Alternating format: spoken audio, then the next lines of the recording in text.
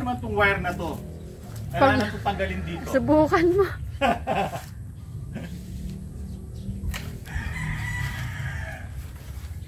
Meron akong kumpare na nagtatrabaho sa Pampanga Electric Company, Pelco. Sabi niya sa akin, nadaganan ng puno yung kuryente ko. Sabi ko, magtabas ka lang na na dahan-dahan lang, huwag mo lang siyang tatabasin, sabi niya. Eh paano pag natabas ko, sabi ko, makikiliti ka lang ng konti.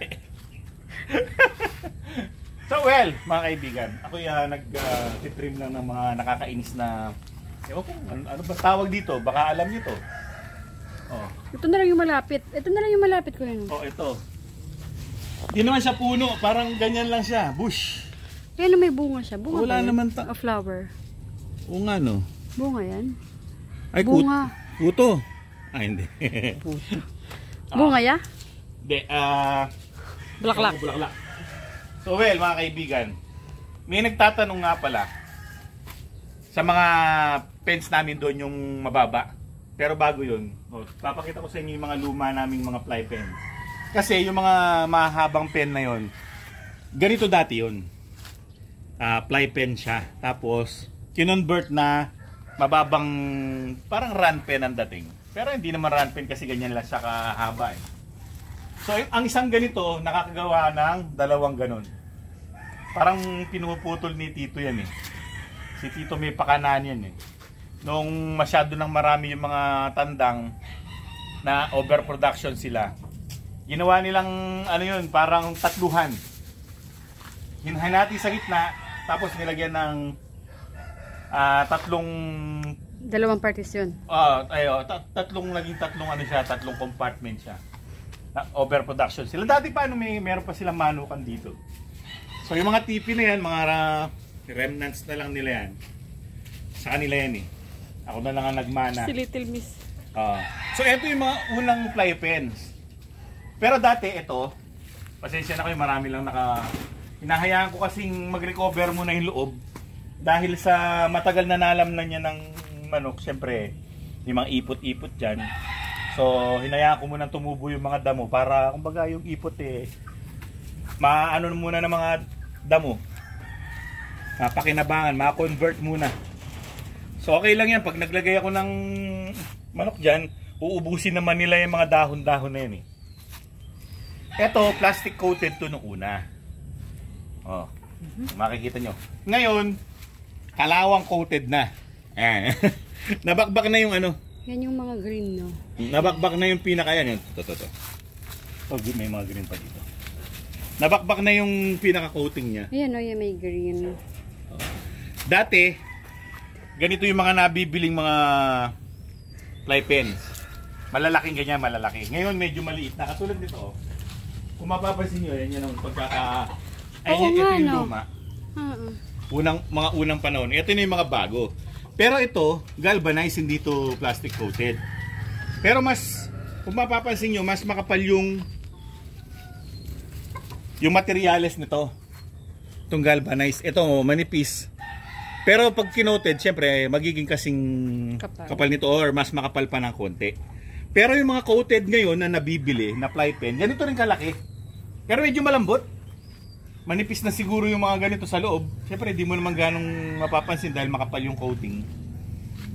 Lumulundo ang tawag doon dito sa amin eh. Yung madali siyang pag nilagyan mo na siya ng bubong, maganon yung pinaka dingding niya. Mahina. Kaya ito yung pinaka ideal, medyo sturdy. So, ganyan ang diferensya niya. Kasi halos pantay doon sa likod eh. So, ito halos ang siguro laki. Ito. 1.5 foot. Konti lang man. Hanggang dito, yan. Yeah. Pero sa taas, pareho lang. Almost. Pero sa pinakakapal, mas makapal to. Mas malaki. Mas malaki yung... Mas malapad. Kesa dito. Wala na akong nakikitang ganito ngayon, yung malalaking mga fly pen. Yan na siguro. Yung mga coated na malalaking ganyan, wala na. Pero mas mataas to ng konti kaysa dito. Ito na yung parang pinaka Standard. Standard na nabibili ngayon. Tsaka yung isa yung coated. Yung plastic coated. Na medyo malambot. Kailangan mo lagyan ng suporta para malagyan mo ng bubong na pag mabigat-bigat yung bubong. Di katulad to, kahit lagyan mo ng yero, ano siya, sturdy siya, sturdy. At puntahan naman natin yung mga sinasabi kong mabababa. Na marami nagtatanong sa akin nun eh. Saan ko ba daw nabili yun? Well, hindi ko nabili. I-convert lang ni Tito yun. Ito naman, tawag namin dito, grass pen. Pero mga fly pen pa rin to. Na nililipat-lipat namin kung saan yung may damo para napapakinabangan ng mga pulet. Ito yung gal namin. Medyo sexy. Medium. Pero yung pag tumanda ng konti, bubulas pa yan ng konti. Pero ito, high station. Hinaano yun si Amor. High station siya. Bulik.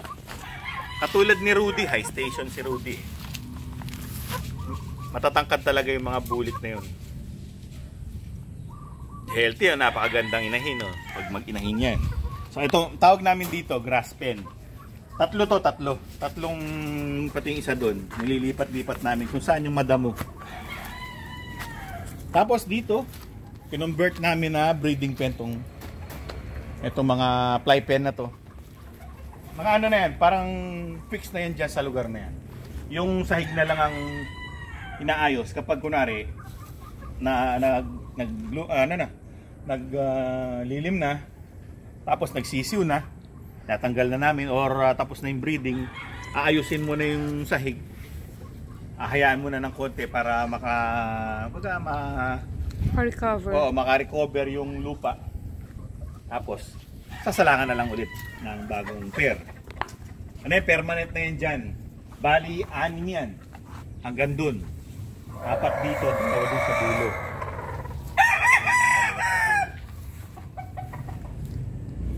Tapos ito yung mga sinasabi ko sa inyo. Ito, kaya may coating pa hanggang ngayon kasi hindi ito ganong nabibilad. Ngayon na lang nabibilad-bilad yan, pero nung una, nung nasa Kilatito pa, hindi ganong nabibilad. Yung mga fly pen kasi nakabilad yun eh. Tapos may bubong lang sa taas. Ito nasa liliman. So, ginawan tatluhan to. Tinanggal ko na lang yung partition niya. Dito, tatluhan para sa mga stags nila dati, overproduction. Gumawa silang 3 piraso nito. Ayan pa yung isa. Tapos yung isa. Bali 4 na piraso yan actually.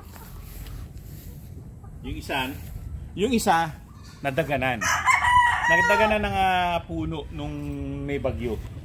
Nayupi nung inayos ko.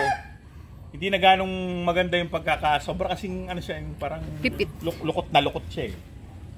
Yun. Pero napakinabangan ko pa yun hanggang sa ginawa ko na lang siyang bakod. Sa mga bibi.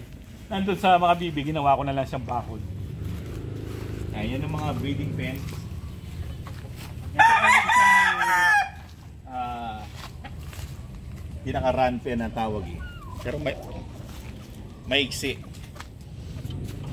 Yan ang mga unang Kaya mga ganito siya. hindi ito. Yan, ginagawa yan. Tapos may ganito. Tagpi. Oo. Tagpi lang siya. Pero at least, di ba? May papakinabang. Madali mo lang siyang magawa basta meron ka materyales. Yan yung mga luma, matitibay yan. Ito rin, para sa akin kung bibili kayo, okay itong mga galvanized na to. Sturdy. Hindi siya lumulundo, hindi malambot yung materials niya. Yung coated, hindi ko ganong type. Bumili na ako nun, binigay ko sa pinsan ko kasi hindi ko gusto eh. Kasi bumili din ako nito, parang ayoko nang may coated. Gusto ko ganyan na lang lahat. Diba? Well, mga kaibigan, yan ang aming mga pens dito sa aming manukan. Yan ang itsura. Medyo madumi-dumi. Maraming mga dahon, pero dahon lang yan. Hindi ko pa winawalis yan kasi marami pa akong stock. Kapag hapon, nagsusunog kami. Effective naman, basta nagkulimlim na ng panghapon. Magsusunog na kami niyan para yung mga lamok, hindi na manalasa sa mga alaga. Pupunta sila sa ibang lugar, doon sila mananalasa. Kaya kapag gabi, pag nag-video ko ng gabi, mapapanood nyo sa TikTok namin, Barangay Dona, walang lamok, meron akong, kagabi lang yun, walang lamok yung mga alaga. So well, ngayon, ayun, meron na akong stock na naka-ready na. Mamaya yan, babanatan ko na ito.